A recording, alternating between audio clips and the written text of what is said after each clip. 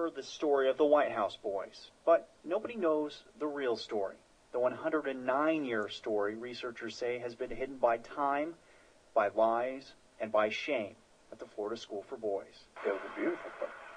And I thought to myself, boy, have you found a home here. Little did I know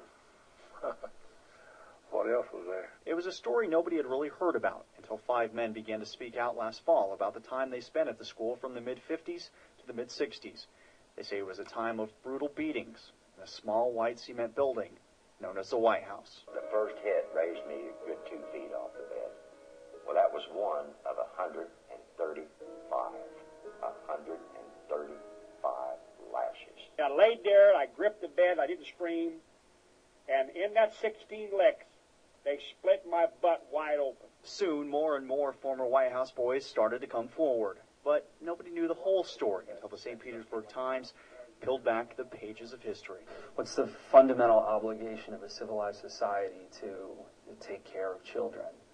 And in this case, we have learned that for 109 years, the state has failed to do that. Interviewing dozens of people, spending countless hours researching, filling an entire office with research, Montgomery came to a sobering conclusion about the Florida School for Boys. Over 109 years, this has been a place of brutality. Scandals, it seems, have been around as long as the school. It was opened in 1900, and then in 1903, 3 years after this place was opened, an investigative committee dispatched by the governor showed up and found kids locked in irons, kids as young as 5 years old. The White House boys have just been the most recent we've heard about.